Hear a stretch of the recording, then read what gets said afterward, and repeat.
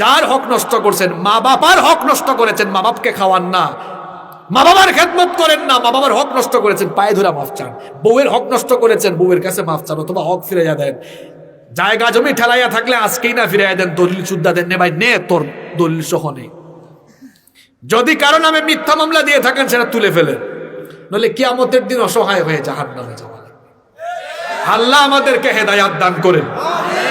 অন্তরের হিংসা ঝেড়ে ফেলে দিবেন। হিংসা এমন খারাপ রোগ, আবু দাউদ শরীফের হাদিসে নবীজি বলেছেন, ইয়াকুমুল হাসাদ ফা ইন্নাল হাসাদা ইয়াকুলুল হাসানাতি কামা তাকুলুন নারুল হাতাব।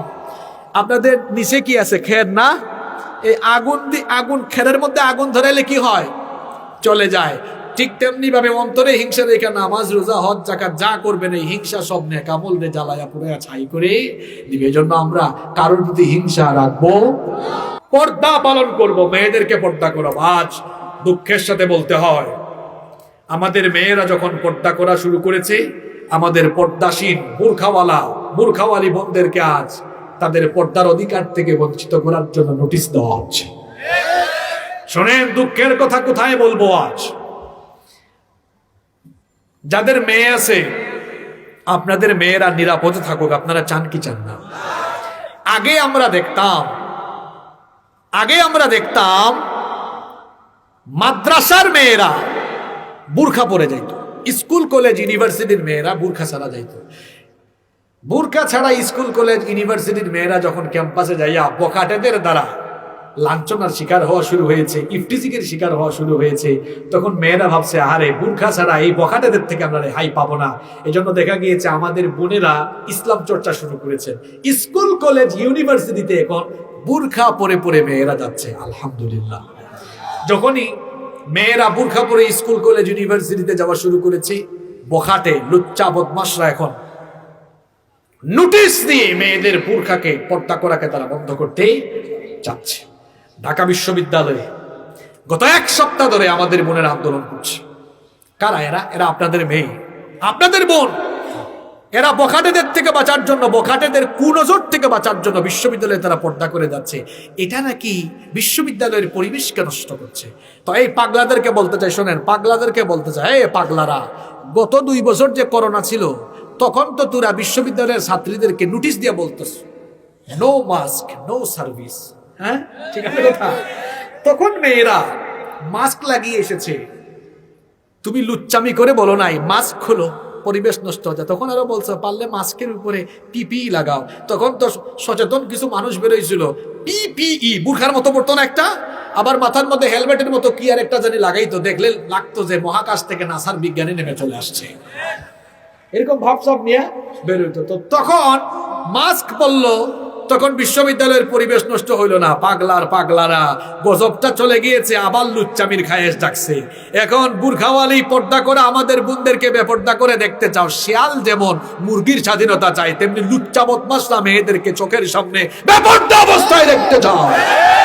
91% মুসলমানের এই দেশে ঢাকা বিশ্ববিদ্যালয় প্রশাসন যে স্পর্ধা দেখিয়েছে, আমরা বলবো অচিরেই তোমাদের এই নোটিশ বাতিল করে আমাদের যে সকল বোনদেরকে পর্দা করতে বাধা দিয়েছো, বিশ্ববিদ্যালয় ক্যাম্পাসে তাদেরকে আবার পুনরায় নোটিশ করে বুরখা পরার পূর্ণ অধিকার দেওয়া লাগবে।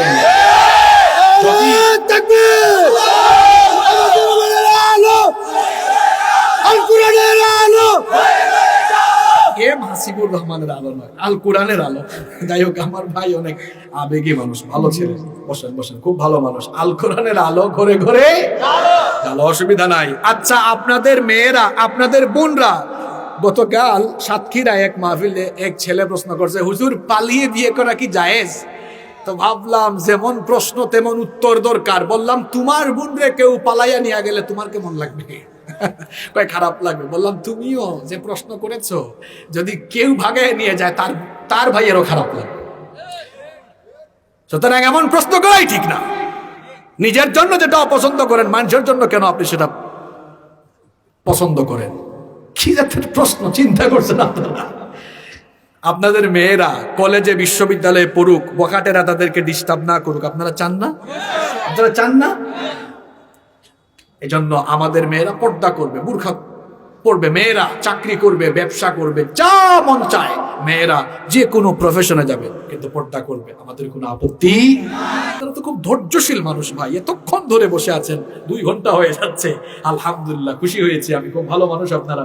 15 নম্বর হচ্ছে সবাই আমরা দাওয়াতি কাজে সামিল হবো। নামাজে যাচ্ছেন, নামাজের দাওয়াত দেন, দিনী কাজ করেন, মানুষের কাছে দিনী দাওয়াত পৌঁছে দেন। এই 15টা কাজের সাথে আমরা যদি সম্পৃক্ত থাকতে পারি, নিজেদেরকে দিনের পথে পরিচালিত রাখতে পারবো ইনশাআল্লাহ। দেখি তো কারা কারা মনে রাখছেন। 1 নম্বর কি বলেছিলাম? সবসময় মৃত্যুর কথা স্মরণ করা। 2 নম্বর আত্মসমালোচনা করা। 3 নম্বর গান বাজনা, অশ্লীলতা, বেহায়াপনা, নোংরামি ছেড়ে দেওয়া। 4 নম্বর তওবা ইস্তিগফারের আমল করা। 5 নম্বর 5 ওয়াক্ত সালাত আদায় করা। 6 নম্বর নিজের মধ্যে তাকওয়া ডেভেলপ করা। 7 নম্বর বলেছিলাম আল্লাহর কোরআনটা আমরা শিখবো। 8 নম্বর বলেছি কি হাদিস অধ্যয়ন করব। 9 নম্বর নবীজির সিরাত আমরা পড়বো ইনশাআল্লাহ। 10 নম্বর আমাদের আব্বা আম্মার খেদমত করব, আত্মীয় স্বজনের খোঁজ খবর নিব। 11 নম্বর আল্লাহর হক আদায় করবো, আল্লাহর বিধান মানবো। 12 নম্বর বান্দার হক নষ্ট করব, নষ্ট করলে আজকে গিয়ে মাফ চাবো অথবা ফিরিয়ে দিয়ে দিব ইনশাআল্লাহ। 13 নম্বর অন্তরে হিংসা রাখবো। 14 নম্বর পর্দা করব, ঘরের সবাইকে পর্দা করাবো। 15 নম্বর দাওয়াতি কাজে নিজেরা শামিল হয়ে যাব ইনশাআল্লাহ। এই 15টা কমিটমেন্ট নতুন বছরের শুরুতে নেওয়া যাবে ইনশাআল্লাহ। আল্লাহ আমাদেরকে তৌফিক দান করেন।